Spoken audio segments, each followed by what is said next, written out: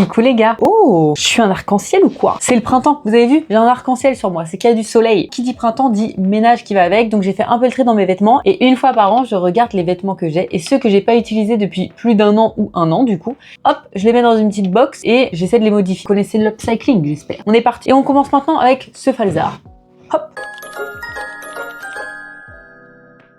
Là, vous dites, il est très bien parce que je suis d'accord, j'adore la forme. Ça, là, je peux mourir pour ça. Par contre, je le trouve un peu lâche. En fait, il va un peu trop vers le bas et j'ai envie... Hop. Et évidemment, on n'est pas égoïste ici. Si vous avez un pantalon dans le même cas que moi, je vais vous expliquer comment le faire. Pour que ça soit bien symétrique, on va reprendre les deux côtés. Donc je pince et je regarde où est-ce que je veux que ça se positionne. Et moi, c'est sur la taille bien haute. Je plante ma petite épingle pour faire un repère. Je fais pareil de l'autre côté. Et avant d'enlever le pantalon, je bouge, je marche, je m'assois. J'essaie vraiment d'être sûre que tout va bien. Je mesure, j'avais combien de centimètres en trop. J'enlève mon épingle et je me mets vers l'intérieur, endroit contre endroit. Parce qu'évidemment, on veut que les coutures soient à l'intérieur. Je vais pouvoir remettre mon repère grâce à mon stylo magique qui s'enlève à la vapeur et je fais une petite ligne qui va mourir vers le côté. Moi j'ai juste besoin que ça s'arrête à la ceinture parce qu'il y avait juste le haut à reprendre, mais si vous avez plus, vous pouvez aller plus bas. On va pouvoir passer à la machine, mais avant je dois choisir mon fil et étrangement je pars sur le gris parce qu'il y a un petit effet métallique qui est pas mal.